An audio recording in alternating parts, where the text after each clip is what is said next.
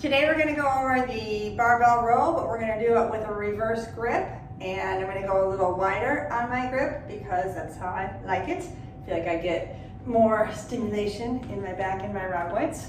Okay, so I'm going to go and grab the bar.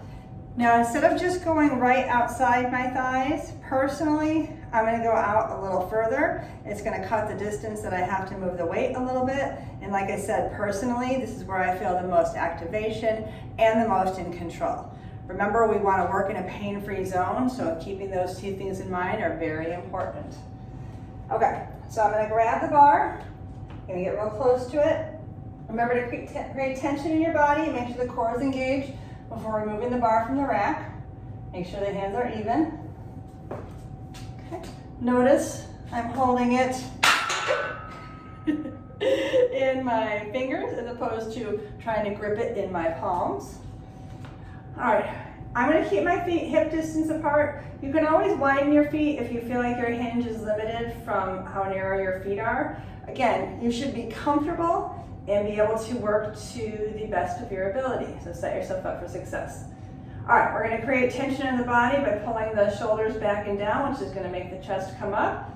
I'm going to pull my hips underneath me, wherever they are, if they're sitting in front or in back. I'm going to externally rotate my thighs to make sure everything is lit up at the bottom. And I'm going to engage my core by pretending somebody's punching me in the stomach. From here, I'm going to come into my hinge, pushing my hips back as far as they'll go. Wherever that is, that's the end of my range. And then for this row, I'm going to pull towards my belly button, keeping most of the weight on my heels, but still trying to keep my toes down. I am feeling my shoulder blades move towards my spine. I am feeling some activation under my armpits and my lats. I'm feeling my biceps. I'm thinking about leading with my elbows so that I'm not just simply pulling the bar with my arms.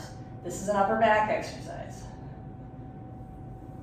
When I'm done, I'm gonna walk the body back in. Okay, now let's talk about some common things that can happen during the reverse grip row.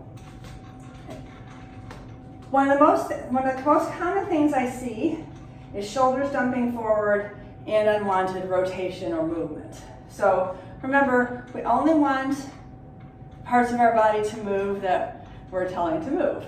So shoulders, hips, quads, and core coming into my hinge. So I want to make sure my shoulders stay retracted. I don't want to dump them here. So we don't want to row and have the shoulders dump forward. We want them to be on the back. The other thing I see is momentum. So we want the body to be still. We're just trying to work the upper back.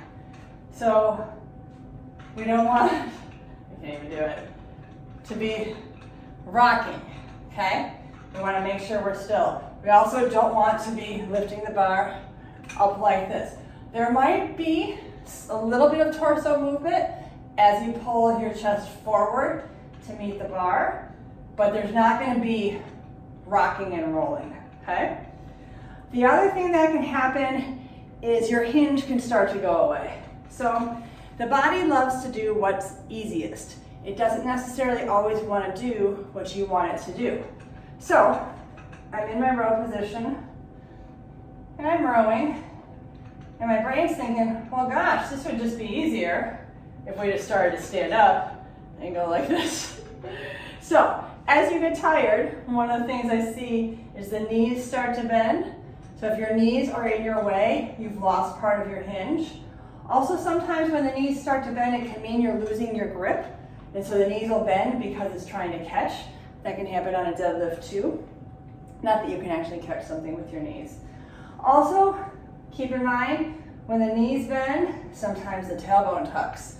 We don't want to tuck tailbone with holding any weight. So we're going to put that back to neutral. We also want to make sure that when we're in our hinge, we don't continue to bend forward, right? And all of a sudden this weight is on our toes and we might have lost stability somewhere. Another thing that can happen is the back gets too archy.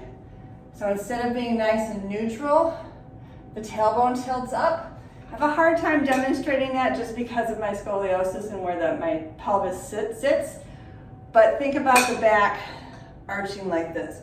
We want it neutral. We don't want it rounded. We don't want it archy. We just want it straight. And we don't want to stand like this either. You can see that a little bit better. Come close here. Okay. So if my back is arched, do you see how I can fit my hand in here now? Whereas when it's flush, I can't. Tucked is easy to see. My back just doesn't like to arch. There we go. Got some. And those are things that can happen in your row.